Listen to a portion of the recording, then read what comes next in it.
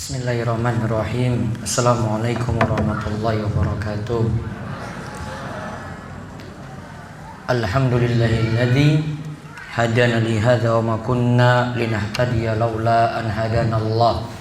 Laqad ja'at rusulu rabbina bil haqq wa nudu an tilkumul jannah uristumuha bima kuntum ta'malun.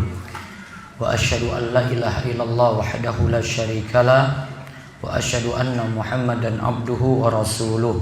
Allahumma salli ala nabiyyina Muhammad wa ala alihi wa man tabi'ahum bi ihsan ila yaumiddin.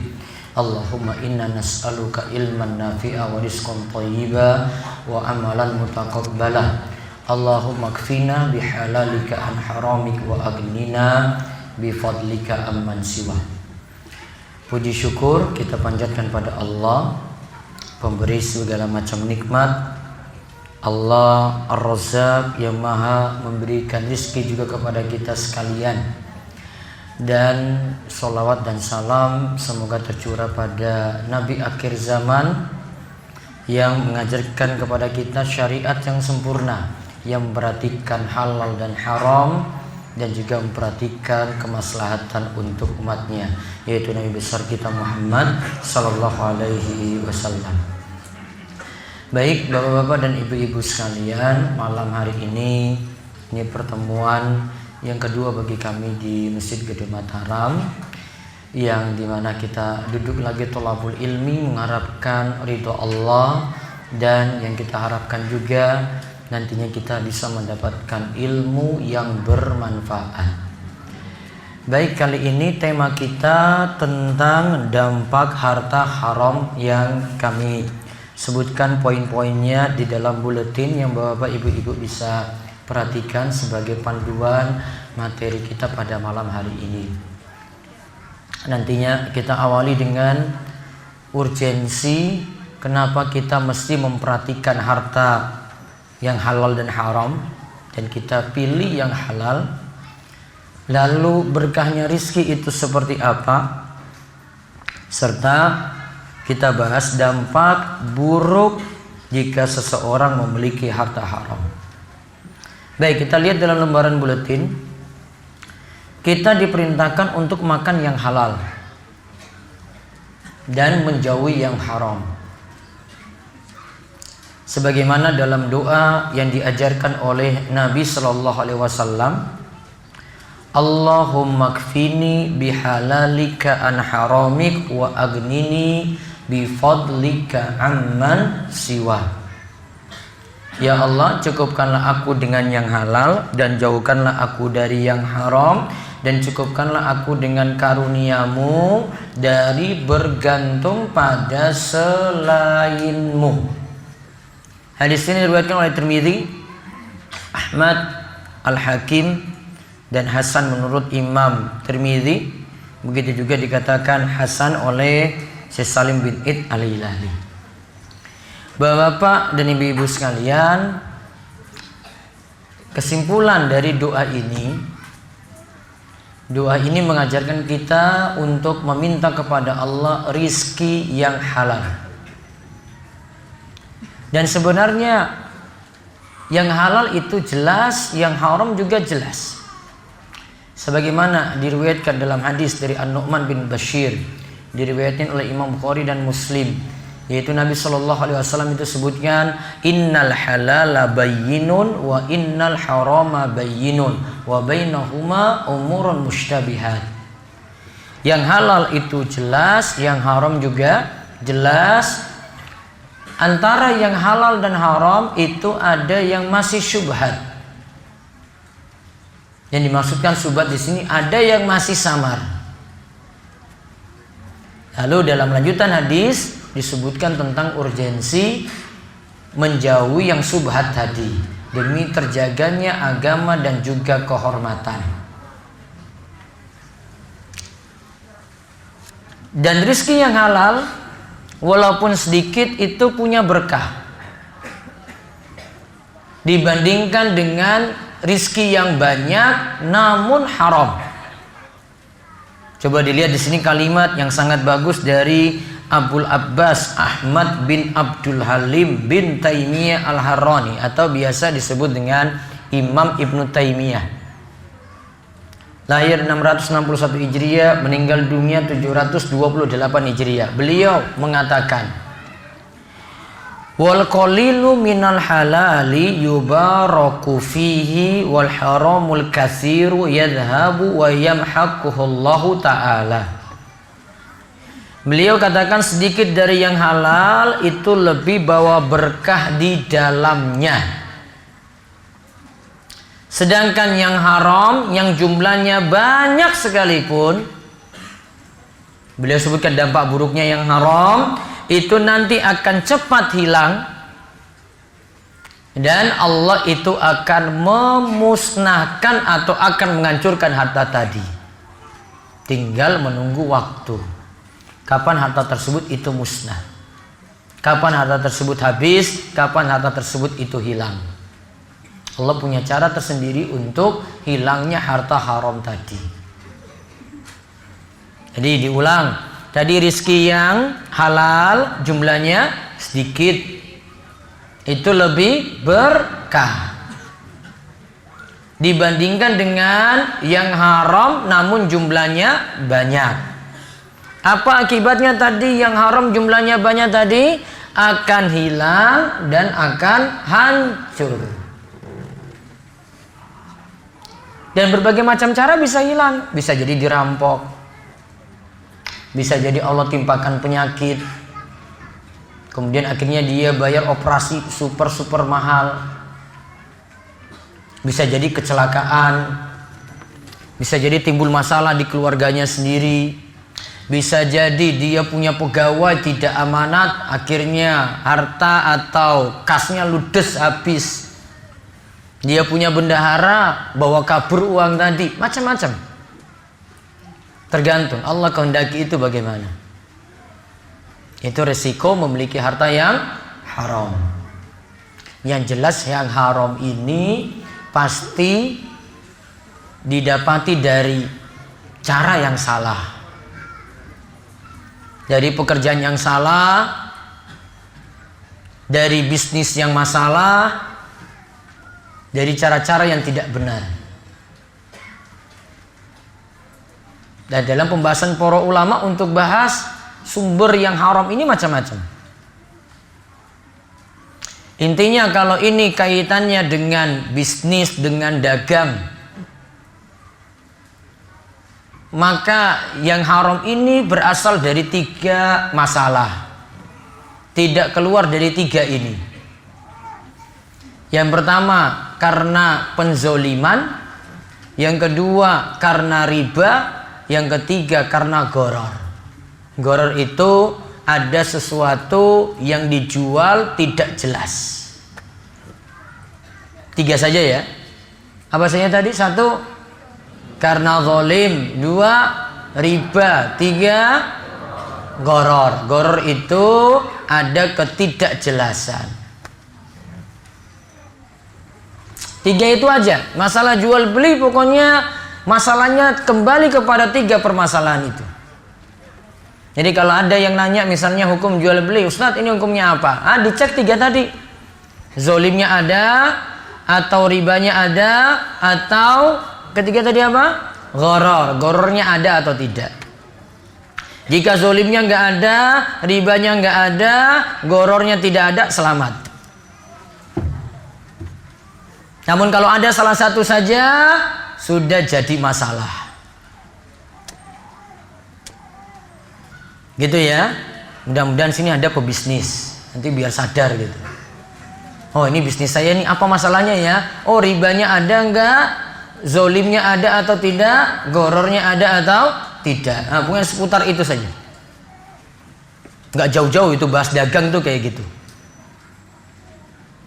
Zolimnya contoh, nipu orang ada atau tidak? Nah, itu kan zolim. Atau dia rugikan orang banyak atau tidak? Jangan-jangan dia nimbun barang, itu jadi kebutuhan pokok. Ketika harga tinggi baru dia jual, orang akhirnya terpaksa beli. Zolim dia. Karena riba, ini triknya banyak sekali. Nggak usah saya sebut. Saya lagi bahas harta haram, belum masuk di situ. Nanti kalau ada pertanyaan baru saya jawab.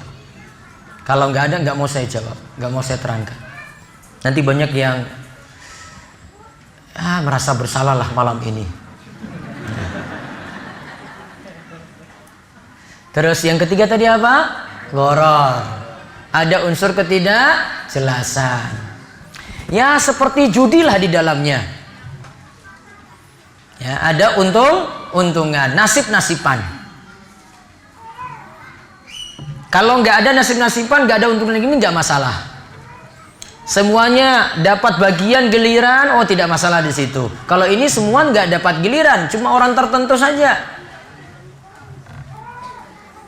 Kalau arisan, semua dapat giliran nggak untuk dapat? Ibu-ibu, ada 30 orang ikut arisan. 30 orang ini nanti dapat arisan nggak? Dapat atau tidak? Kok kayak takut ini? Saya belum ngomong, saya belum jawab loh ini, Bu. Nggak usah takut, cuma nanya. Dapat nggak giliran 30 tadi? Dapat. Nah, itu nggak masuk.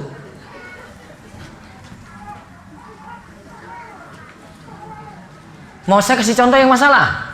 Bapak senang mancing nggak? Ada kan? Ya jujur aja nggak apa-apa. Malam ini aja jujur. Pernah tahu mancing, terus di situ disediakan tarif tinggi untuk masuk, kemudian yang dipancing itu ada ikan khusus yang diberi tanda istimewa. Jika didapati ikan ini, maka dapat hadiah tertentu sudah dipajang itu. Pernah lihat kolam renang kolam pemancingan kayak gini pernah lihat nggak? Ya, kalau pernah lakukan, mudah-mudahan malam ini tobat pada Allah Subhanahu Wa Taala. Kalau dapat kulkas di situ, kulkasnya kulkas haram. Kalau dapat mesin cuci di situ, itu mesin cuci haram. Kalau dapat mobil di situ, itu mobil haram. Semua dapat nggak? Peserta yang mancing 200 orang. Hadiahnya cuma tersedia 10. Dapat semua enggak? Enggak. Itu namanya gharar. Untung-untungan kan? Nasib-nasiban kan? Siapa yang dapat ikan tadi? Tidak jelas. Itu contoh. Nanti berkembang lagi itu. Punya 3 tadi ya. Zolim, 2 riba, 3 gharar. Mau transaksi modern juga sama seperti itu. Mau transaksi online, mau transaksi jual beli apapun zaman ini, 3 itu kembalinya, nggak jauh-jauh. Mau ada yang jual di online shop, 3 itu saja. Dicek nanti ribanya ada, ghararnya ada, atau zolimnya ada atau tidak. Ini ada yang muda-muda ini misalnya jualan online. Dia jual tas, tasnya biasa, namun dieditnya itu masya Allah, kolornya itu dia buat warnanya itu ngejreng warnanya.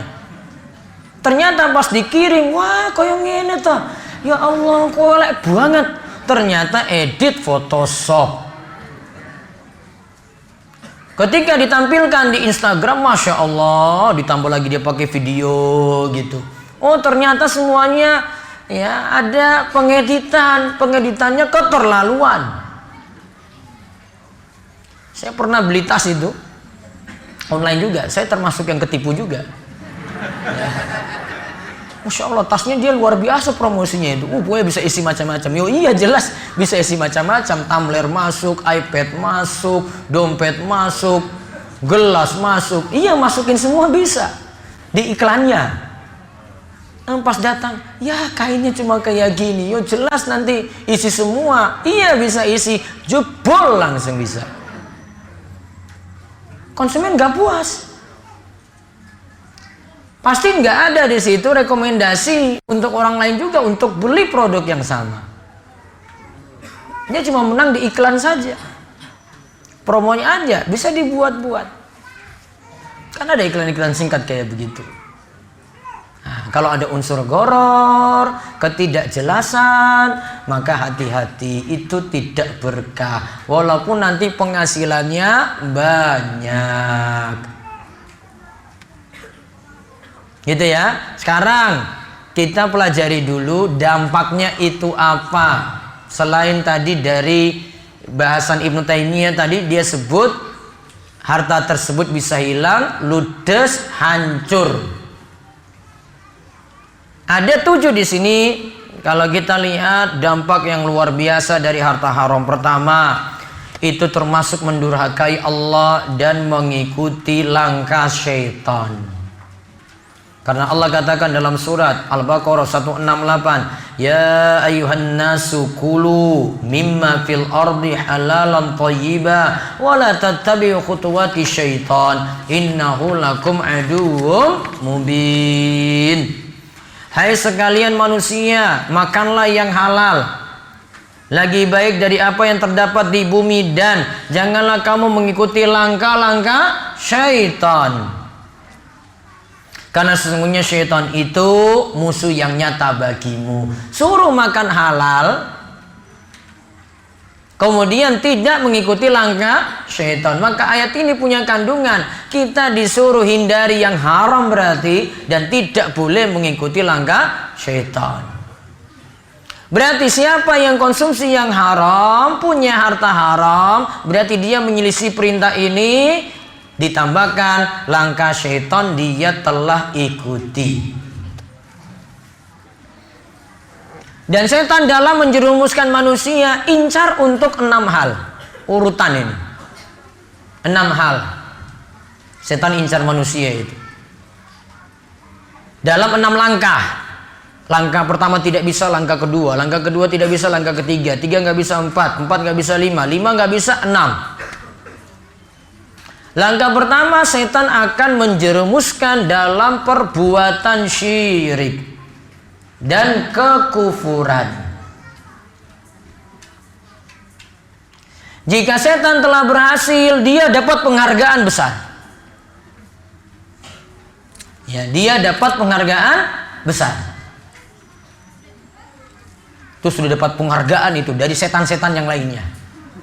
Kamu sudah luar biasa, ini telah menjerumuskan manusia dalam perbuatan syirik. Kalau dia kelas biasa, dia sudah menjerumuskan orang dalam syirik, maka naik tingkatannya jadi pembesar. Terus kalau ini tidak mampu, setan nempuh langkah yang kedua. Setan akan mengajak pada amalan yang tidak ada tuntunan. Diajak pada amalan yang tidak ada tuntunan. Istilah lainnya apa? Istilah lainnya apa? Bid'ah. Terus jika ini tidak mampu, maka setan akan mengajak pada yang ketiga, langkah ketiga, yaitu akan diajak pada dosa besar.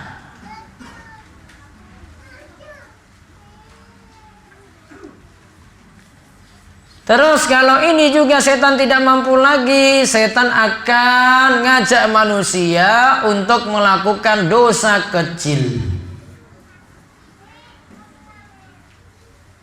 Sudah 4 ya.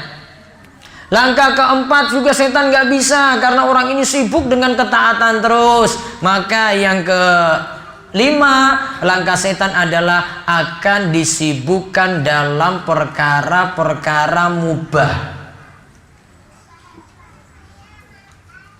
Makannya jadi banyak,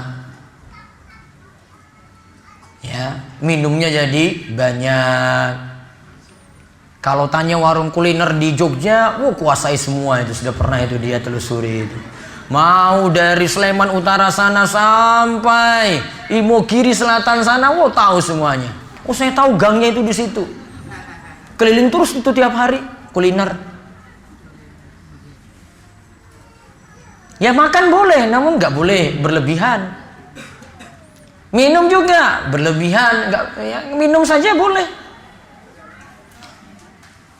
Sama juga mubah, berlebihan, tidur banyak, sama Sama juga jalan-jalan terus. Kalau anak-anak muda itu naik gunung, turun gunung tiap pekan. Sudah di gunung sana itu. Merapi sudah saya Ustadz. Terus pindah ke Jawa Tengah lagi. Pindah lagi Jawa Timur lagi. Ya. Mungkin dia pingin lagi, cita-citanya my bucket list adalah naik puncak Jayawijaya, Papua sana. Ya. Macam-macam dia telusuri. Kalau berlebihan, nah itu masalah, itu masuk poin nomor 5. Setan sibukkan untuk ini dulu. Berlebihan dalam hal yang mubah. Nah, kalau dia orangnya manage time-nya bagus, ya, untuk masalah mengatur waktu bagus, nah berarti tidak bisa lagi setan sibukkan untuk yang ke-6. Langkah ke-6 adalah setan akan ngajak pada perkara yang kurang afdol, padahal masih banyak perkara yang lebih afdol. Diajak pada perkara yang kurang afdol. Maka berarti amalan itu bertingkat-tingkat. Ada yang lebih afdol, ada yang kurang afdol. Sama-sama pahala. Namun setan itu sudah mikir, jenengan lakukan yang kurang afdol, tinggalkan yang afdol tadi, yang lainnya. Sampai-sampai Imam Ibnul Qayyim itu mengatakan ketika menyebutkan 6 langkah ini dalam kitabnya Bada'iul Fawaid, beliau katakan setan itu begitu cerdas sekali. Dia akan ngajak kamu satu kebaikan, namun ada 73 pintu kebaikan yang kalian itu tinggalkan. Diajak satu, lalaikan yang banyak lagi. Contoh, ada amalan yang manfaatnya itu luar biasa dibandingkan juga dengan sholat sunnah yang luar biasa. Kita tahu sholat duha, sholat tahajud, sunnah yang dianjurkan. Namun ada yang lebih utama daripada itu, yaitu tolabul ilmi syar'i, duduk dalam majelis ilmu, ngaji. Kata Imam Syafi'i, tolabul ilmi afdalu minan nafilah. Nuntut ilmu itu lebih afdal dari ibadah nafilah, dari ibadah sunnah. Pak, Bu, kok sampai Imam Syafi'i bilang kayak gitu? Karena kalau tolabul ilmi ini masuk dalam amalan muta'addi. Kalau sholat tahajud, sholat duha itu masuk dalam amalan qasir. Muta'addi itu amalannya bermanfaat untuk diri sendiri dan orang lain. Kalau qasir cuma untuk diri sendiri saja. Maka kalimat Imam Syafi'i tadi punya maksud, pentingkan amalan yang tadi kita dapat manfaat orang lain juga. Ada amalan manfaat untuk diri sendiri juga. Namun kalau ini bertabrakan satu waktu, maka kita harus milih. Contoh, ini misalnya kita ngaji. Nanti mau sampai jam berapa malam? Sampai berapa? Jam 1 siang?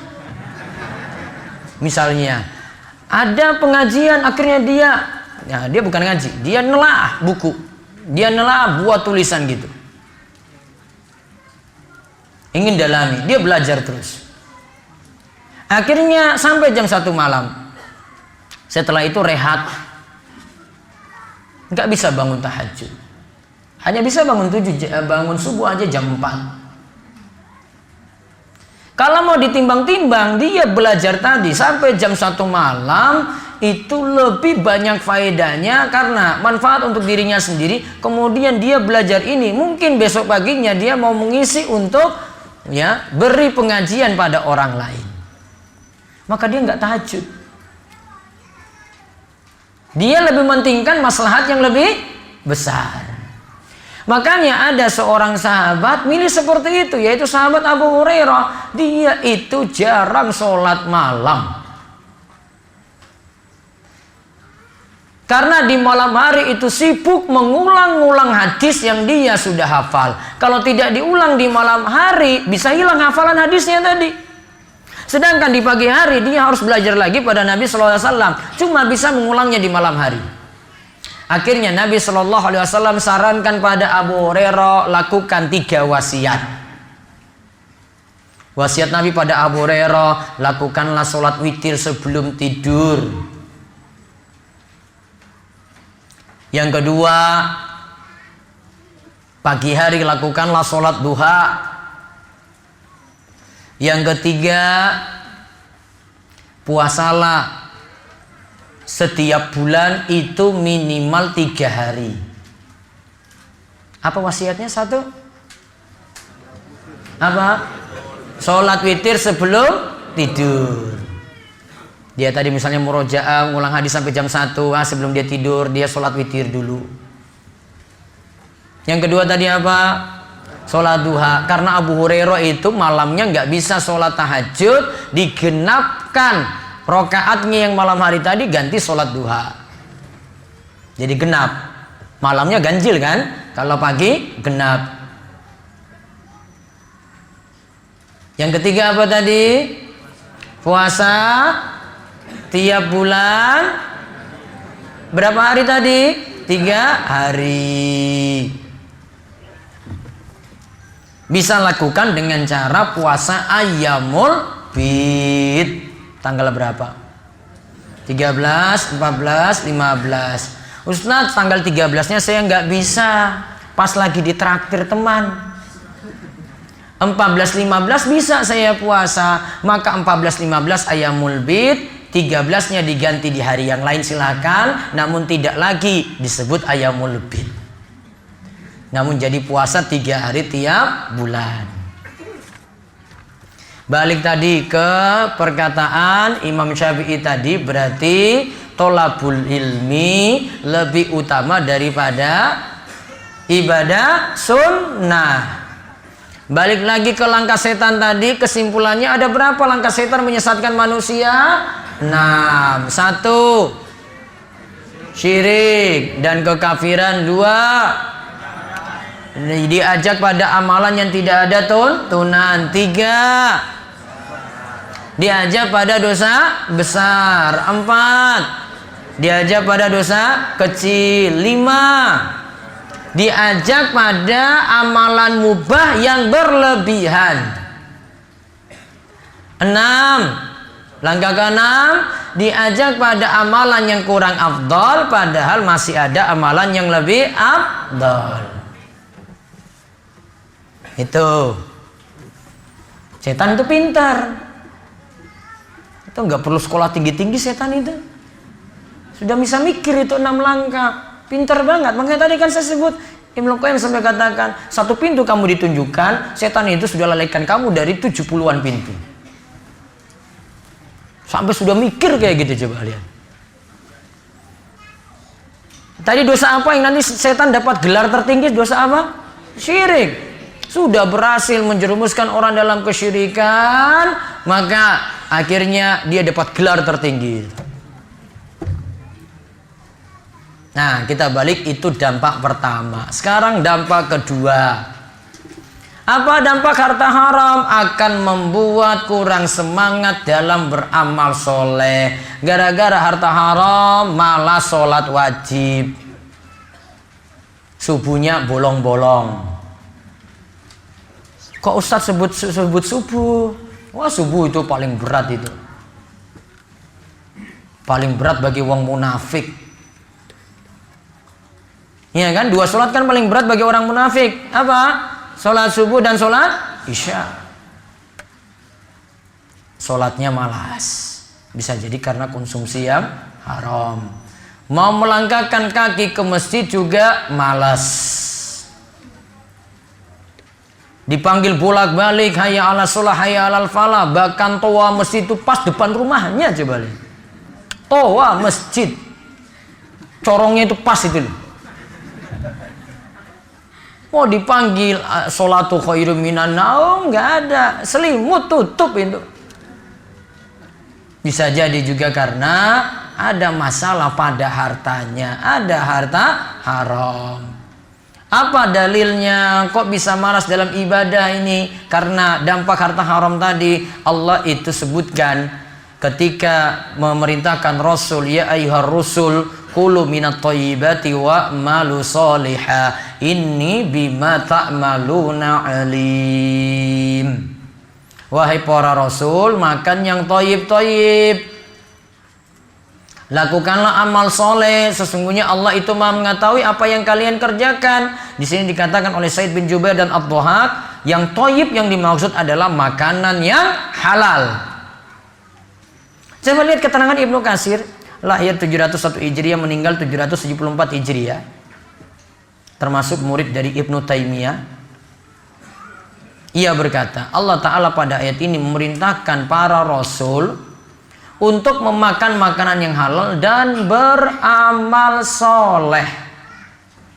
Penyandingan dua perintah ini adalah isyarat bahwa makanan halal adalah yang menyemangati melakukan amal soleh. Berarti makin makanannya bagus, makin hartanya itu diperhatikan halalnya, maka akan lebih semangat dalam ibadah. Namun kalau hartanya itu haram yang dia tumpuk, maka nanti bisa lihat pengaruhnya pada semangat untuk ibadah. Termasuk semangat untuk hadiri majelis ilmu, termasuk semangat untuk sholat tahajud, termasuk semangat untuk sholat duha. Jadi kurang semangat dikarenakan ada harta haram. Terus lihat dampak ketiga. Memakan harta haram itu kebiasaan buruk orang Yahudi. Berarti yang memakan harta haram, makan riba, makan harta hasil penzoliman, makan harta hasil goror tadi, meniru kebiasaan orang Yahudi.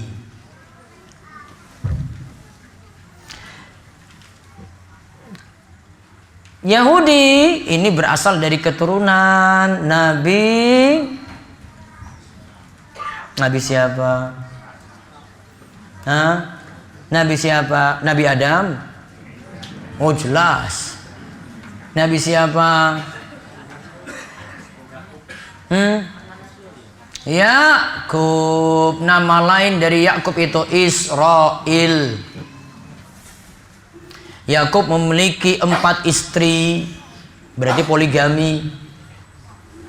Iya bapak-bapak. Iya kenapa? Nabi Yakub saya bicara, bukan jenengan.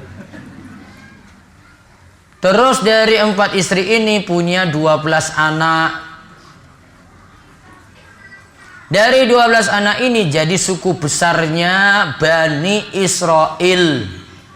Dari situ itulah keturunan Yahudi. Sampai pun Nabi Musa itu dari keturunan itu. Terus Maryam, ya, bunda dari Nabi Isa, keturunan juga dari situ. Maryam itu dari keluarga Imran. Makanya dalam Al-Quran ada surat Ali Imran. Punya anak 2 putri, Maryam dan Asya. Asya nikah dengan Nabi Zakaria. Punya putra namanya Ismuhu Yahya. Namanya Yahya. Jadi Nabi Yahya. Lalu Maryam, suaminya Maryam tidak bersuami, punya putra Nabi Isa alaihissalam. Keturunan juga dari Nabi Yakub, Israel. Nah itu Bani Israel itu tadi itu besar itu keturunan kayak gitu. Nah Yahudi ini punya sifat banyak teori dia kuasai, alias orang pinter berilmu. Namun ilmunya tadi tidak pernah dipraktekkan, alias tidak mengamalkan ilmu. Kalau tanya kepintarannya, Masya Allah orang Yahudi itu pinter-pinter. Namun dari ilmu tadi tidak mereka praktekkan, tidak mereka amalkan. Coba kita lihat amalan mereka di sini atau praktek mereka. Allah sebutkan surat Al-Maidah ayat 62 sampai 63, wa tara katsiran minhum yusari'una fil itsm wal 'udwan wa aklihimus suh la bisa ma kanu ya'malun laula yanhahum rabbaniyuna wal ahbaru an qaulihimul itsma wa aklihimus suh la bisa ma kanu yasnaun. Al-Maidah 62 63. Dan kamu akan melihat kebanyakan dari mereka orang-orang Yahudi, mereka itu bersegera membuat dosa, permusuhan dan memakan yang haram. Sifatnya siapa? Yahudi. Sesungguhnya amat buruk apa yang mereka telah kerjakan itu. Mengapa orang-orang alim mereka disebut robbaniyun? Robbaniyun itu kata Imam Ibnu Katsir punya dua sifat. Robbaniyun itu jadi ulama terus jadi pemimpin. Robbaniyun itu jadi ulama jadi pemimpin. Ya, itu di kalangan Yahudi disebut robbaniyun. Kenapa robbaniyun wal ahbar? Ahbar itu al ulama faqat. Kata Imam Ibnu Katsir, ya, al ahbar itu ulama, ahli ilmu mereka. Kenapa sampai robbaniyun dan ahbarnya tidak melarang mereka untuk melakukan dosa tadi dan memakan suhud, memakan harta yang haram? La bisa makanu yasnaun, sungguh jelek apa yang telah mereka kerjakan itu, karena tidak ada nahi mungkar, tidak ada mengingatkan tentang kemungkaran. Kemungkaran dibiarkan begitu saja. Sifat orang Yahudi. Makan yang haram tadi dibiarkan. Sifat mereka seperti itu. Dan ulama-ulama mereka, kalau bahasa kita itu kiai-kiai mereka, tidak ingatkan itu. Maka untuk menghindari hal ini tidak termasuk sifat orang Yahudi. Yang pertama, orang Muslim harus meninggalkan harta haram.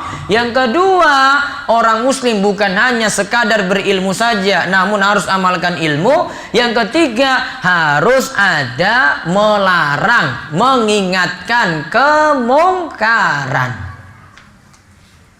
Kalau tidak mengingatkan kemungkaran, itu termasuk juga sifat-sifat orang Yahudi. Ayat berikut membicarakan kebiasaan Yahudi makan riba. Orang Yahudi itu punya sifat biasa makan riba yang tadi kita sebut. Fabizulmin minal ladzina hadu haramna 'alaihim thayyibat uhillat lahum wa bisaddihim an sabilillahi katsira wa akhdhihimur riba wa qad nuhu anhu wa aklihim amwalan nasi bil batil wa atadna lil kafirina minhum adzaban alima. Dalam surat An-Nisa ayat 160-161, maka disebabkan kezaliman orang-orang Yahudi, kami haramkan atas memakan makanan yang baik-baik yang dahulunya dihalalkan bagi mereka, dan karena mereka banyak menghalangi manusia dari jalan Allah, dan disebabkan mereka memakan riba. Orang Yahudi punya sifat apa? Memakan riba. Padahal sungguhnya mereka telah dilarang daripadanya. Berarti orang Yahudi sudah dilarang riba juga. Jadi bukan hanya umat Islam, Yahudi juga dilarang untuk makan riba. Dan karena mereka makan harta benda orang dengan cara yang batil, kami telah menyediakan untuk orang-orang kafir itu di antara mereka siksa yang pedih, adzaban alima. Ibnu Katsir katakan bahwa Allah telah melarang riba pada kaum Yahudi, namun mereka menerjangnya. Makanya tadi teori sudah mereka kuasai, ilmu sudah mereka itu kuasai, namun mereka terjang ilmu tadi. Sudah tahu itu larangan namun diterjang. Dan mereka itu makan riba tersebut. Mereka pun melakukan pengelabuan untuk bisa menerjang riba. Jadi ada situ trik-trik supaya riba tetap jalan. Wah, kalau mau dikasih tahu trik-trik zaman ini itu banyak sekali. Nggak usah saya bahas lah. Trik-triknya itu banyak. Kayak triknya orang Yahudi aja ini. Zaman ini terlalu banyak. Triknya banyak di sini. Yahudi juga kayak gitu. Itulah yang dilakukan kata Ibnu Katsir, mereka makan harta manusia dengan cara yang batil. Itu dampak yang ketiga, niru kaum siapa? Yahudi. Padahal kita senantiasa berdoa ketika membaca surat Al-Fatihah, ghairil maghdubi alaihim waladdallin. Ya Allah, tunjukkanlah kami ke jalan yang lurus, bukan jalan orang yang Engkau murkai, yaitu orang Yahudi. Dan juga bukan jalan orang yang sesat, yaitu orang-orang Nasrani. Kita diingatkan supaya tidak niru-niru orang Yahudi, maghdub alaihim. Mereka itu dimurkai. Terus dampak keempat, badan yang tumbuh dari harta yang haram akan berhak disentuh api neraka. Tumbuh dari yang apa tadi? Haram. Yang pernah dinasihati oleh Nabi SAW pada Ka'ab, ya Ka'ab bin Ujrah, innahu la yarbu lahmun nabata min suhtin illa kanatin naru awla bih. Wahai Ka'ab bin Ujrah, sesungguhnya daging badan yang tumbuh berkembang dari sesuatu yang haram akan berhak dibakar dalam api neraka. Apa saja yang tumbuh dari yang haram, neraka lebih pantas untuknya. Dampak kelima lagi, doa jadi sulit dikabulkan. Doa jadi terhalang untuk dikabulkan karena ada yang haram yang dikonsumsi. Coba lihat dari Abu Hurairah radhiyallahu anhu, ia berkata, Rasulullah SAW pernah bersabda, Innallaha thayyibun la yaqbalu illa thayyiba. Sesungguhnya Allah itu thayyib, tidaklah menerima kecuali yang thayyib. Wa innallaha, dan sesungguhnya Allah memerintahkan kepada kaum muslimin, memerintahkan kepada kaum mukminin seperti apa yang diperintahkan kepada para rasul. Allah Ta'ala berfirman, ya ayyuhar rusul, kulu minat thayyibati wa'malu sholihah. Wahai para rasul, makanlah dari makanan yang baik-baik dan lakukanlah amal soleh. Lalu Allah Ta'ala berfirman juga, wahai orang-orang yang beriman, makanlah dari rizki yang baik yang kami berikan kepadamu. Kemudian Rasulullah SAW menceritakan, ada seseorang yang lama bepergian, berarti musafir. Ya, berarti musafir. Lalu dia itu rambutnya kusut, karena dulu itu perjalanannya lewati padang pasir, digambarkan seperti itu. Lalu penuh debu, penuh pasir, dan menengadahkan kedua tangannya ke langit. Dia angkat tangan ketika berdoa. Lantas dia berkata, ya Rabbi, ya Rabbi, wahai Rabbku, wahai Rabbku. Lalu Nabi SAW katakan, wa mat'amu haramun, wa mashrabu haramun, wa malbasu haramun, wa ghudhiya min haramin, fa anna yustajabu lidzalik. Padahal makanannya dari yang haram, minumannya dari yang haram, pakaiannya dari yang haram, pekerjaannya juga haram. Ia dikenyangkan dari yang haram. Bagaimana mungkin doanya bisa dikabulkan?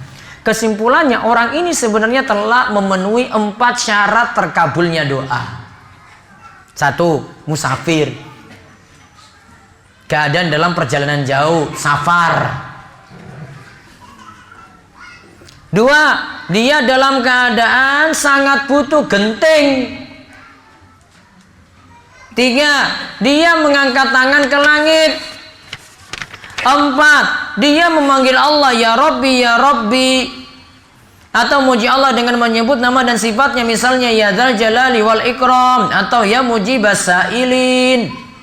Padahal sudah memuji Allah, namun dikarenakan harta haram membuat doanya sulit terkabul.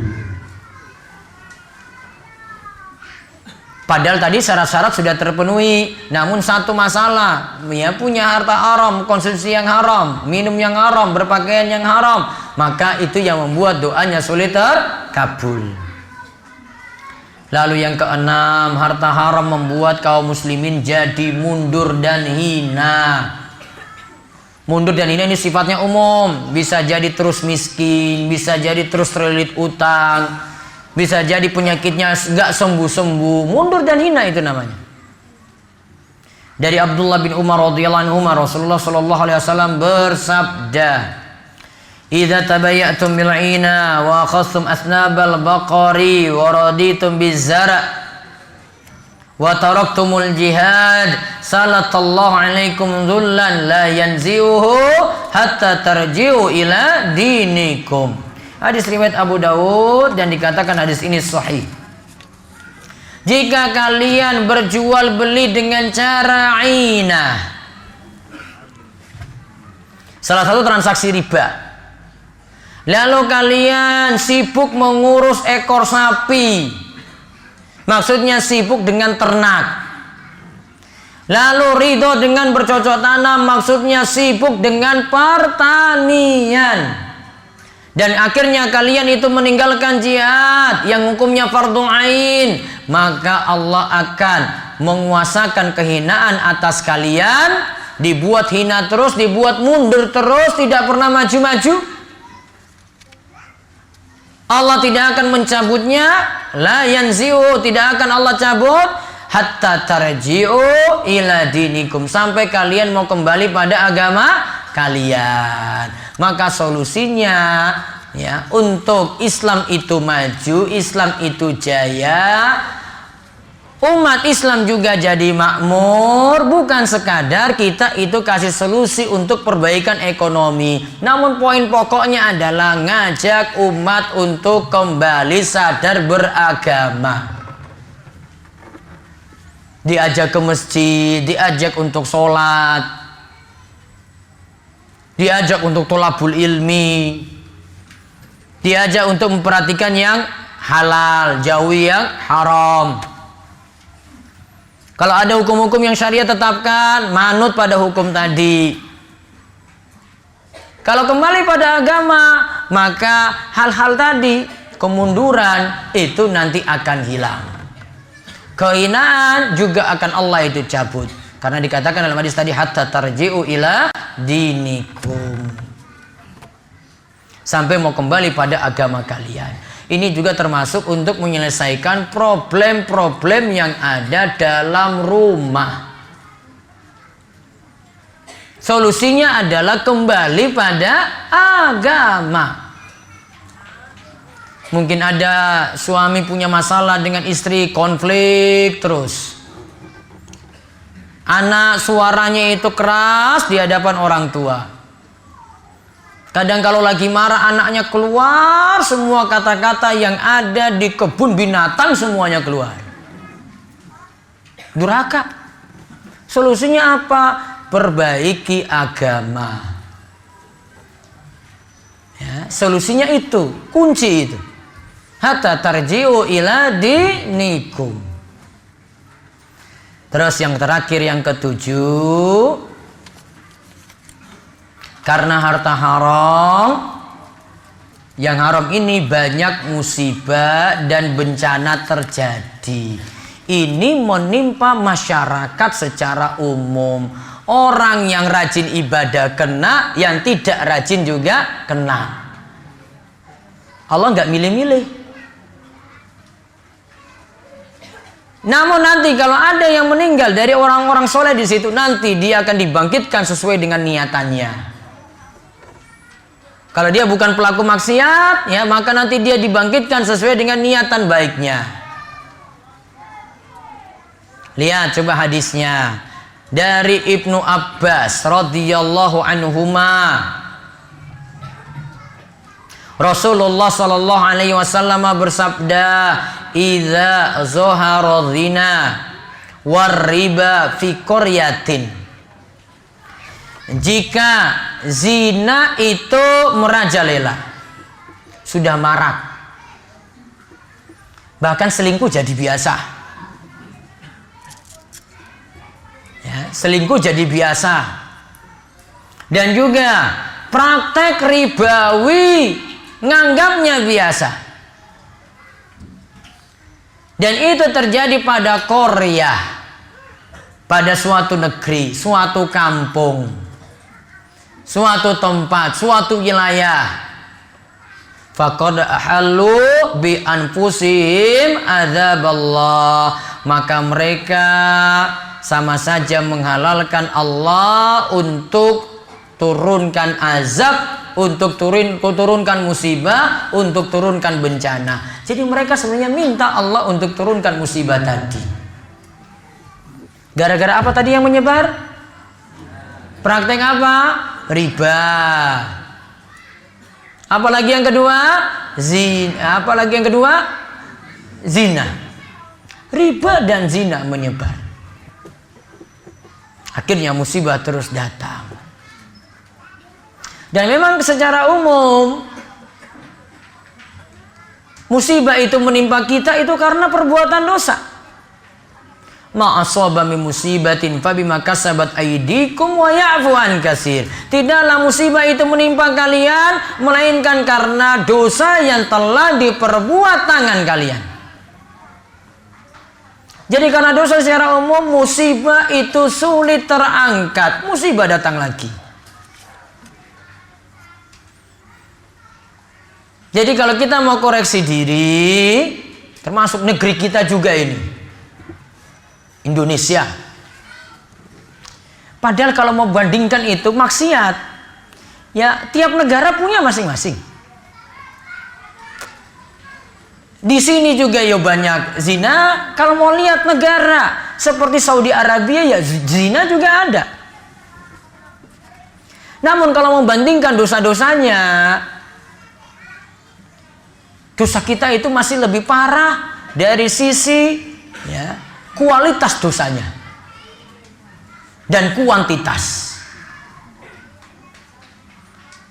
Ya, kualitasnya plus kuantitas. Kalau Saudi Arabia ada juga dosa kayak gini juga ada. Dikira praktek riba itu nggak ada, ada juga. Zina ada nggak? Wah ada juga. Namun di sana itu dunia klinik itu nggak ada. Terus dukun-dukun paranormal nggak dibiarkan hidup. Alias apa? Mati divonis itu. Divonis mati. Ketahuan ini jadi dukun paranormal, kok ditangkap itu. Dan yang nangkap polisi namun ngaji. Namanya polisi amar ma'ruf nahi mungkar. Namanya apa? Polisi amar ma'ruf nahi mungkar. Tampilannya gimana? Jenggotan. Polisi itu pakai pakaian jubah. Itu lebih ditakuti daripada polisi yang biasa lintas-lintas di jalan. Karena kalau sudah tangkap, wah ini urusan pengadilan nggak lolos ini. Ada suatu kasus, ada dukun itu di sana ketangkap. Padahal dia itu punya 1000 jin. Itu kalau di Indonesia itu sudah diuluk-ulukan itu ya, sudah masuk TV di mana-mana itu. Kalau di negeri kita diajak gitu, masuk mungkin mimpin acara dia. Namun ketika itu dia berhasil ketangkap. Harusnya kan jinnya ngomong kan, kalau Pak Polisi mau datang kan, harusnya ngomong. Maka ketika ditangkap ditanya, kenapa kamu itu kok bisa ditangkap? Jin-jinmu ada di mana? Iya, saya pas ini kok jin-jin saya itu nggak beritahu pas saya lagi mau ditangkap kayak begini. Nah, yang nangkap itu beritahu. Kamu tahu nggak? Saya itu cuma keluar rumah ingin nangkap kamu. Saya baca Bismillahi tawakkaltu 'alallah la haula wala quwata illa billah. Tawakal penuh pada Allah itu. Jinnya yang 1000 tadi nggak ada apa-apanya, coba lihat. Tawakal itu pada Allah. Mau lawan 1000 jin juga, nggak masalah, dia nggak takut. Ketangkap tadi. Ya. Dunia hitam kayak begitu nggak dibiarkan bebas. Pernah kan jenengan mungkin pernah dengar berita itu, pernah kiswah Ka'bah itu kan dipotong sama orang Indonesia. Iya, itu pas musim haji kan. Nah itu pernah itu ketangkap itu. Itu masalahnya sampai di kedutaan itu. Tahu nggak kenapa sampai itu jadi masalah besar? Orang Saudi tahu kalau orang Indonesia sudah kayak begini pasti ada tujuan tertentu ketika motong kain tadi. Pasti mau dipakai jimat. Maka ditanya ini kalau kamu pakai untuk sihir, wah itu nggak bisa pulang-pulang lagi ke Indonesia itu kalau pakai untuk sihir. Untuk mungkin dari pihak kedutaan Indonesia itu lobby-lobby itu enggak, itu paling cuma hilaf saja, ini apa gitu. Selamat. Coba kalau dia jawab itu untuk sihir, untuk nyantet orang, coba lihat. Wah nggak pulang ke Indonesia itu.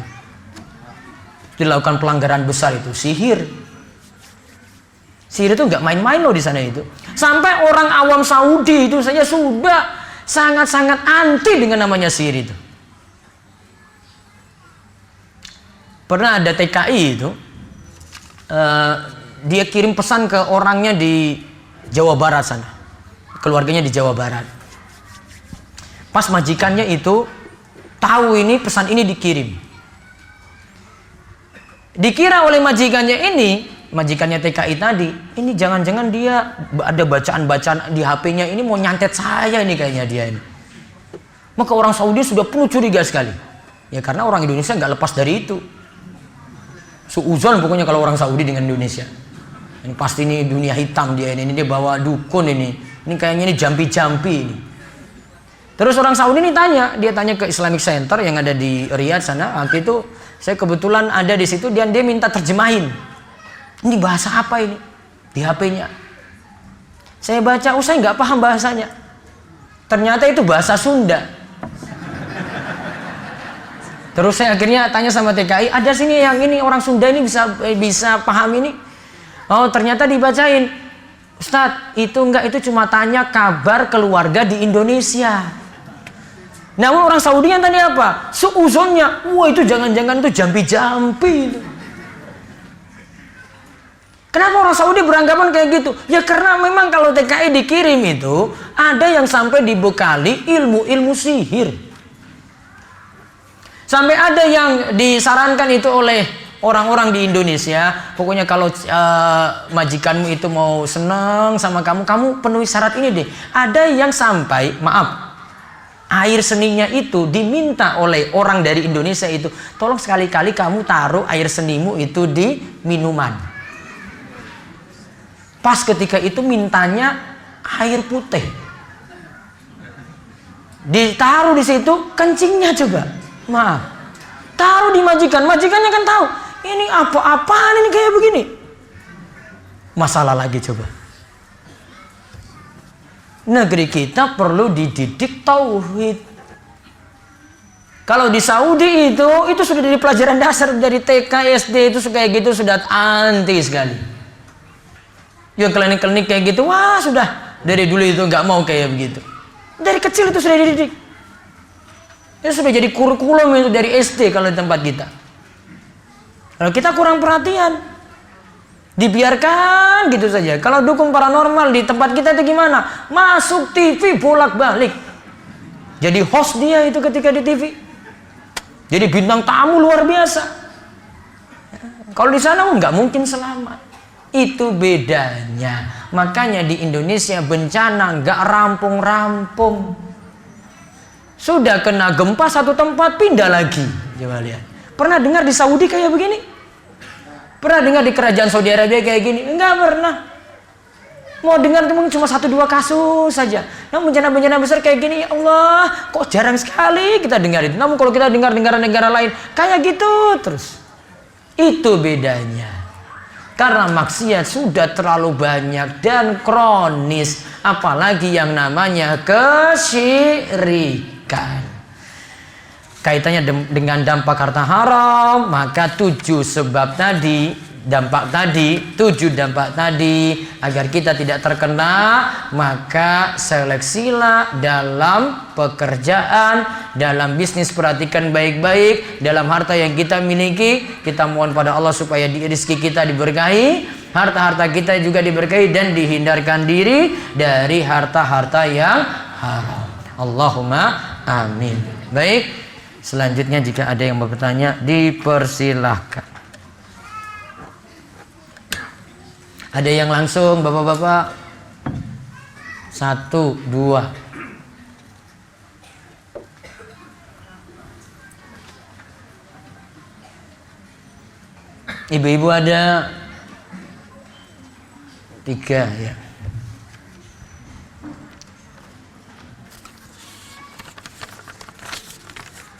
Monggo, Pak. Assalamualaikum warahmatullahi wabarakatuh. Waalaikumsalam warahmatullahi wabarakatuh. Yang saya tanyakan masalah riba. Iya. Saya mendengar radio itu kalau riba utang piutang di bank itu jelas riba. Itu di radio itu bunganya lebih ringan daripada bank-bank syariah atau bank-bank muamalah. Itu bank-bank muamalah itu lebih mahal. Bagaimana kalau lebih mahal dari umat Islam mengatakan seperti itu? Yeah. Jadi jangan jenengan tanya, pegang mic dulu, Pak. Tadi bunganya kecil. Baik. Kalau yang lain bunganya besar. Iya. Terus yang ditanya? Yang mendirikan umat Islam. Iya. Itu bagaimana umat Islam hanya terus membesarkan bunganya itu? Baik. Kira-kira riba itu bunga kecil dibolehkan atau tidak? Ya sudah berarti. Saya nggak pandang pelaku. Ya, kita nggak pandang pelakunya siapa. Kalau itu ada keuntungan dalam utang piutang, keuntungan dalam utang piutang, terserah keuntungannya kecil 0,00001% dengan ada tambahan 10%. Yang kecil tetap dihukumi riba haram, yang besar tetap dihukumi riba haram. Dalam ayat disebutkan janganlah kamu makan riba yang ad'afa mudha'afah, riba yang berlipat-lipat, karena dulu memang riba keadaannya kayak gitu. Namun ini tidak menafikan riba yang kecil.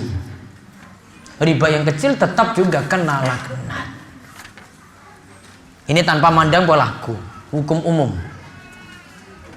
Ya, terus dari satu belakang lagi, yang tanya langsung cuma 3, yang ini kertas ini banyak sekali.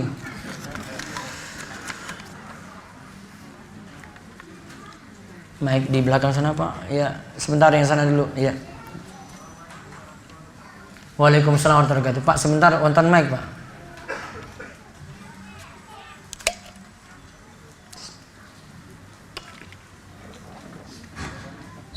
Assalamualaikum warahmatullahi wabarakatuh. Waalaikumsalam warahmatullahi wabarakatuh. Ini ada pertanyaan 2, Pak, yang sering kita lakukan, yaitu kita sering ikuti ulang tahun ya. Dan ulang tahun itu ada yang tidak beli apa-apa, tapi dapat hadiah. Yang kedua suruh beli kaos atau apa, nanti dapat karcis untuk dapat hadiah. Terus yang kedua itu yang kadang-kadang kita selalu lomba ya, jalan-jalan apa bersepedaan, kita beli karcis dan dapat snack, juga dapat hadiah. Baik. Itu haram atau? Baik. Assalamualaikum warahmatullahi Waalaikumsalam. Dua-duanya nanti jawabannya sama. Kalau dari peserta tidak punya peran, tidak nyumbang apa-apa untuk dapatkan hadiah tadi, hadiahnya cuma-cuma dari sponsorship, dari pihak sponsor, maka tidak termasuk judi. Karena kan cuma-cuma nggak ada pengorbanan di situ. Dia cuma ikut saja sepeda santai. Terus setelah itu ada undian, nomor dibagi, diacak, namun peserta tidak terlibat apa-apa untuk nyumbang. Ini tidak termasuk judi. Namun kalau di situ peserta mesti daftar dan hadiahnya diambil dari uang pendaftaran tadi, peserta masing-masing misalnya harus daftar Rp10.000. Maka dari 10.000 ini timbal baliknya tidak semua orang dapat. Ada peserta di situ totalnya 500, hadiah cuma 20. Maka untung-untungan, nasib-nasiban untuk yang dapat hadiah tadi. Maka untuk yang kasus kedua ini masuk gharar dan judi. Itu yang jadi masalah. Tadi terapkan untuk segala macam lomba. Ya. terapkan untuk segala macam lomba seperti itu. Wallahu a'lam. Terus Bu, belasan.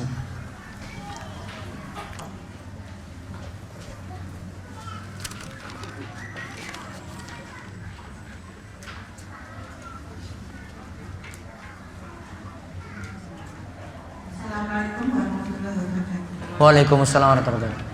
Ustaz, kalau terjadi bank hukumnya haram. Apa Bu? Terjadi bank hukumnya haram.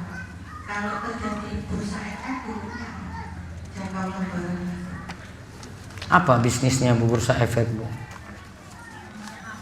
Jual beli saham. Terjadi bursa efek. Iya. Apa saja bidang kerjanya? Kalau bagian ini enggak elektroniknya gitu. Ada ribanya enggak? Kan kita cuma berbeda. Bukan saya. Iya Bu, ini saya juga jawab aja ini. Gaji. Ustaz, ini kan gaji. Enggak. Iya, ada situ transaksi ribanya atau tidak? Yang didukung, dia dukung atau terlibat langsung? Harus dirinci. Kan bursa efek itu semua Iya, macam-macam kan, namun kan transaksinya macam-macam juga. berarti belum tentu haram. Saya nggak bisa simpulkan. Saya harus dapat gambaran utuh dulu. Iya, kalau ada gambaran utuh baru saya jawab. Baik. Iya. Satu lagi ya ini. Tanya langsung, nggak ada yang nanya langsung lagi ya, saya jawab kertas.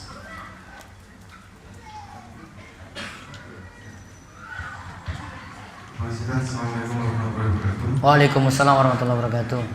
Saya itu KBR yang di Bank Syariah. Baik. Itu hukumnya apa? Karena flat sampai disuruh lunas 15 tahun itu tetap itu hukumnya karena Yang jual rumah siapa? Developer. Bayarnya ke siapa? Ke banknya. Bank sudah memiliki barang apa belum? Dia beli dari developer? Iya. Jelas itu? Kalau jelas boleh. Kalau nggak jelas, nggak boleh. Karena dia kena dua masalah. Yang pertama, menjual barang yang tidak dimiliki. Yang kedua, jatuh juga dalam riba. Namun kalau dia punya barang sendiri, dia beli ya tadi dari developer yang tadi jenengan bilang ya, berarti dia sudah memiliki barang. Dia mau tinggikan harga ketika orang pesan dengan cara kredit, boleh. Karena dia punya barang, terus dia jual itu. Terserah dia mau transaksinya cash langsung bayar lunas. Misalnya rumahnya 500 juta, cash, kalau bayar cash 500 juta. Kalau nyicil nanti nyicil berapa tahun, total misalnya 700. Terserah dia. Ini nggak masuk dalam jual beli dua harga yang terlarang, bukan. Ini satu harga karena milih cash apa kredit. Cash, ya sudah cash berarti. Nggak ada masalah. Namun dengan catatan tadi ya, benar barang itu tadi, rumah tadi sudah dibeli. Harus diyakinkan. apakah bank syariah mana yang di Indonesia ini yang sudah pasti tidak salah? Wallahu a'lam. Semua baru beranjak untuk mendekati syariah. Namun beberapa transaksi belum. Namun beranjak. Alhamdulillah, doakan saja, mudah-mudahan pelan-pelan. Ustadz, apa hukumnya jika tetangga punya pohon mangga, lantas buah mangganya jatuh ke halaman rumah kita? Bagaimana pula jika buahnya menggantung atau jatuh di luar halaman? Dia apakah halal untuk dimakan? Yang punya mangga siapa? Yang punya mangga siapa? Tetangga. Berarti asalnya masih miliknya. Belum berpindah tangan sampai dia izinkan. Namun kalau sudah jadi sesuatu yang maklum, artinya sudah jadi urf, kebiasaan, ya sudah, kalau jatuh di rumahmu sudah itu milikmu aja. Tetangga sudah bilang kayak gitu kemarin-kemarin. Pak, kalau mangganya jatuh, sudah ambil aja nggak apa-apa. Oh, berarti sudah disetujui. Itu sudah namanya izin ya secara langsung. Maka berlaku kayak gini aturannya. Namun kalau tetangga itu super pelit, kayak gini aja masih hitung-hitungan coba ya, maka tetap minta izin. Karena yang punya itu dia, itu milik pertama, itu yang punya dia, walaupun jatuh tempatmu. Kalau merasa rugi karena jatuh di tempatmu atau gentengnya itu jadi bocor gara-gara mangga jatuh tadi, ya protes ke dia. Ya, protes ke dia. Namun kalau kita posisinya jadi tetangga yang punya pohon mangga tadi, mbok diikhlaskan saja lah, mangga kayak gitu aja kok. Pelitnya bukan main kalau masih hitung-hitungan. Iya kan, sudah ambil aja. Lalu usaha Ustadz, apa hukumnya di masjid dilakukan simpan pinjam? Simpan pinjam bukan jual beli. Yang dilarang dalam masjid adalah jual beli, maka masih boleh. Lalu, Ustadz, istri saya masih suka selfie, tolong diingatkan.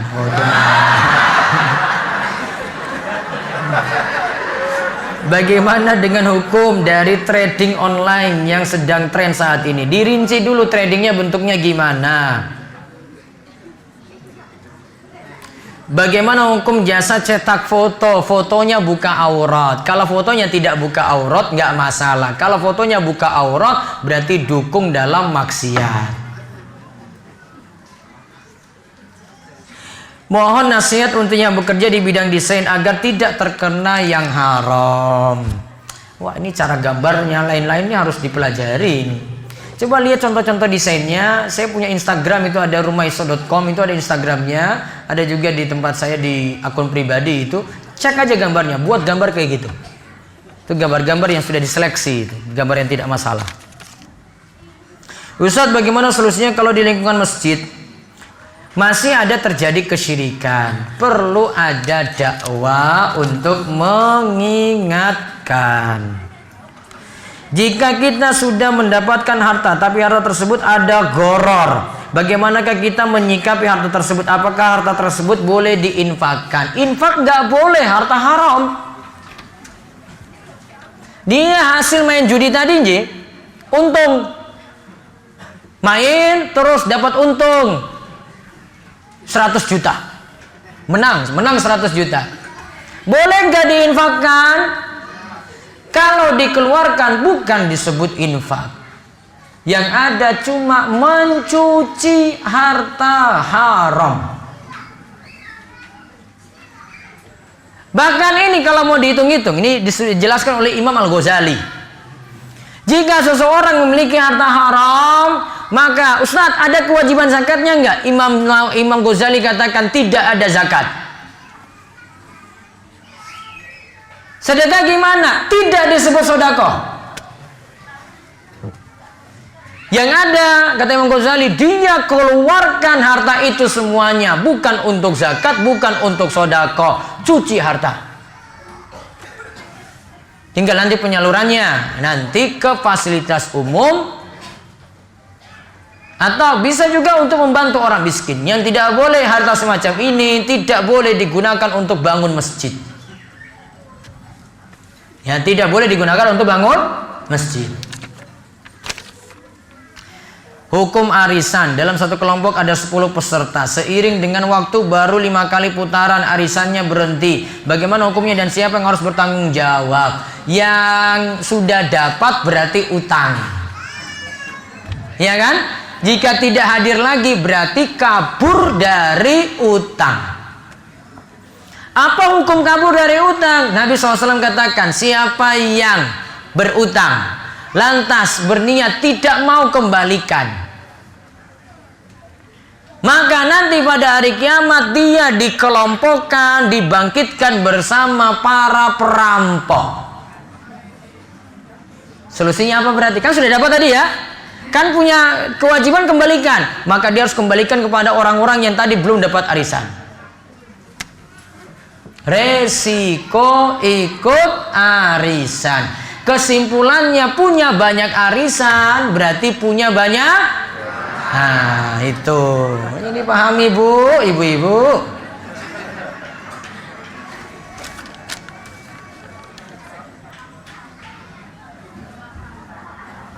Ana pernah bekerja di sebuah lembaga ribawi dan yang menjadi kendala apakah harta yang diperoleh selama bekerja di lembaga itu berstatus seperti apa? Tadi sudah saya singgung. Jika kita membersihkan harta haram kita dengan memberikan kepada orang lain yang membutuhkan, baiknya kita jujur atau tidak beritahu asalnya, tidak usah beritahu. Dan orang yang dikasih pun itu tidak perlu nanya-nanya, sudah terima-terima saja. Ya, sama seperti kalau kita makan, kalau dikasih makan ya, gak usah banyak nanya, makan aja. Nih dikasih kacang kan tadi kan, itu gak usah ditanya kacang ini sumbernya dari mana, harta riba apa bukan, gak usah tanya. Jadi masalah, makan aja Pak. Sudah selesai kan makannya kan? Sudah, diam aja. Nggak usah nanya, justru nanya. Jadinya, aduh salah masuk berarti ya. Nggak usah nanya makanya, diam aja. Sesuatu yang tidak perlu kita tanya, nggak usah ditanya. Ada orang mau beli rumah kita ya, kita jual rumah, terus dia beli ya. Kita nggak tahu dia itu backgroundnya gimana ya. Pekerjaannya apa, dia beli. Sudah nggak usah cari tahu. Wah orang ini bekerja di mana ini ya. Ini kayaknya di lembaga ini kayaknya kerjanya ini. Nggak usah cari tahu, kamu terima aja. Justru kalau jadi tahu, kamu akan cari terus itu. Oh, pekerjaannya di sini. Saya mau telusuri dulu ini perusahaannya. Ini perusahaannya benar atau enggak ini? Bosnya siapa? Nah, repot kayak begitu. Sama dengan hukum makan, sama dengan nyikapi harta kayak gini. Kalau kita peroleh dari orang lain, ya, apalagi itu muslim, husnuzon. Dia itu kasih yang halal. Memakai uang yang ada di perkumpulan dalam keadaan darurat terus dikembalikan lagi, hukumnya dosa enggak? Dosa. Ini dia pegang uang arisan. Nah ini ibu ya, nggak apa-apa ya tak sebutnya ibu ya. Pegang uang arisan, terus sudah saya hari ini mau pinjam 500.000 nanti pekan depan saya kembalikan lah. Saya biasanya tepat waktu kok. Minta izin nggak itu? Itu uangnya siapa? Uang siapa? Uang pribadi bukan? Bukan uang orang kan? Maka kalau itu uang orang berarti harus seizin orang-orang yang ikut tadi. Kalau dia ambil diam-diam berarti tidak amanat. Maka harus minta maaf kalau itu terjadi. Dan biasanya yang terjadi peminjaman seperti ini kadang lupa. Kadang tidak bisa kembalikan, akhirnya rugikan orang banyak. Kas tadi nggak bisa dikembalikan, akhirnya orang nunggu-nunggu ini mau dipakai padahal rugikan orang banyak. Diberi orderan terus memberikan sesuatu upah atau ucapan terima kasih tanpa ada kesepakatan di awal, termasuk riba atau bukan? Tips berarti ya. Tips ini dipandang dari orang yang kerja.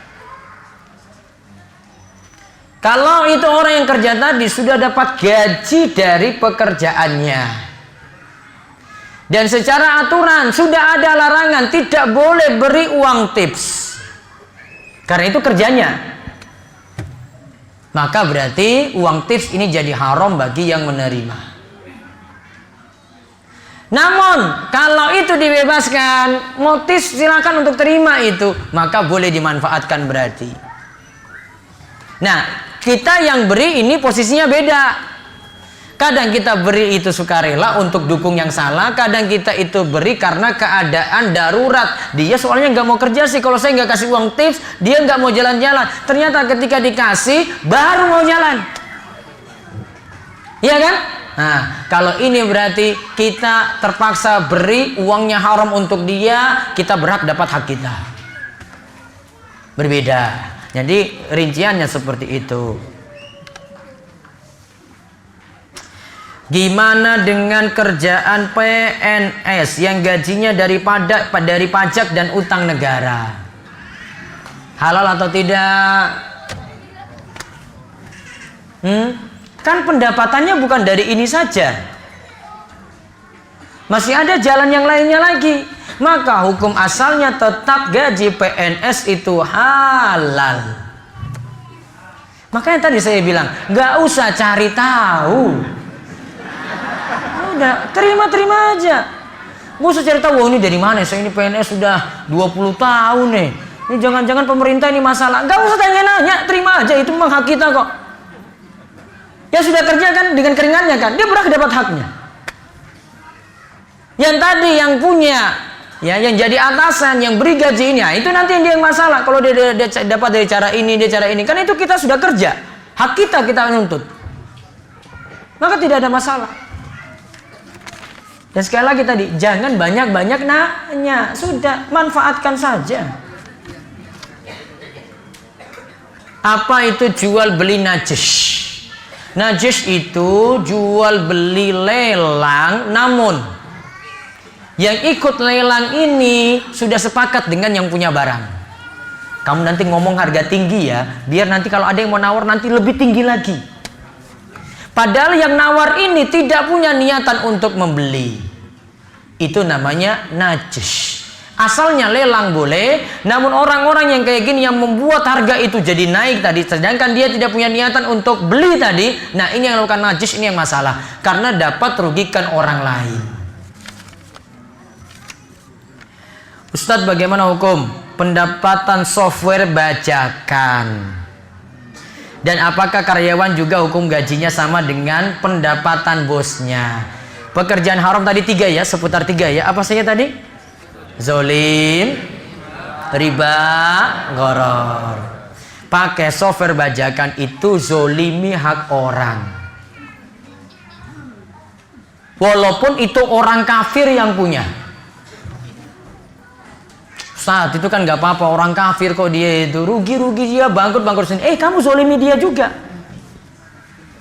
Boleh nggak kalau ada harta orang kafir kita ambil gitu saja? Ini ada motor di depan sini ya. Itu orang kafir tadi baru masuk ini, terus dia parkir di situ. Boleh nggak motornya dipakai? Boleh nggak? Oh, nggak boleh. Walaupun itu orang kafir. Itu motor dia. Mau pakai minta izin. Maka sama seperti barang orang secara umum juga, ketika ingin dipakai sudah ada hak paten di situ, harus beli originalnya, nggak boleh apa istilahnya kalau software itu apa? Dihack dia apa? Crack. Nah. Sehingga itu dibajak. Kalau seperti ini itu zolimi orang lain. Ustadz, itu kan bos saya yang beli, ingatkan bosnya. Tadi kan tanya bosnya ini. Ya, ingatkan bosnya. Pak, ini nggak berkah, zolimi hak orang lain. Ustadz, saya saat ini bekerja. Aduh, ini yang tanya. Nanti tanya saya saja langsung. Di direktorat dia tanya. Saya jawab umum, nanti masalah buat saya juga. Ya, ini masalah direkam ya. Orang direkam saya bisa jawab. Kalau kita ditraktir non muslim dan dia mendapatkan hartanya dari cara yang halal atau haram bagi kita, ditraktir kan? Boleh dimanfaatkan. Ustadz, apakah boleh mengikuti lomba olimpiade sains karena dapat dikiaskan dengan jihad fisabilillah lewat ilmu pengetahuan? Oh, enggak dikiaskan, ikut saja. Tetapi hindari tadi judi di mana peserta itu punya setoran untuk dapatkan ya keanggotaan ikut lomba tadi. Ada peran peserta nanti jadi judi di situ. Kalau cuma saja gratis, sponsor nanti yang kasih hadiah, maka tidak masalah. Kalau suami istri sudah sepakat akan suatu keputusan, tapi selang sebulan suami berubah dengan kesepakatan ini dan menggunakan hak veto sebagai imam atau kepala keluarga, istri dosakah bila tidak mengikuti? Pokoknya istri manut pada suami. Paham ibu-ibu? Orang ngehelan loh ini, Bu. Saya kerja di salah satu perusahaan yang di dalamnya memproduksi barang apa ini, tapi ada sistem koperasi untuk karyawan pinjam uang yang dilebihkan. Banyak yang pinjam di situ. lantas dibagi hasil juga pada karyawan. Apakah pinjam dan yang enggak pinjam termasuk yang melakukan riba? Berarti dukung. Kalau dia mau, dia menyatakan pada pihak koperasi, saya tidak ikut. Kalau itu dengan keterpaksaan, karena langsung otomatis terdaftar, terus nanti dapat bagi hasilnya tidak dimanfaatkan. Karena bagi hasilnya itu masalah kalau itu simpan pinjam. Ustadz, bagaimana hukum mengambil sebagian dana dari seorang untuk bikin masjid? Misalnya mengambil 25% dari dana yang diterima untuk pemasukan yang lain, lalu 75% dicukupkan untuk bikin masjid. Ini tidak amanat. Kalau itu untuk wakaf, masjid itu dana untuk wakaf misalnya, sudah diniatkan itu untuk wakaf, maka murni untuk bangun masjid saja, tidak bisa dipakai untuk dana lain. Ana pernah dengar seorang ikhwan atau ustadz ambil 5% dari dana bantuan untuk lain-lain. Tidak dibolehkan.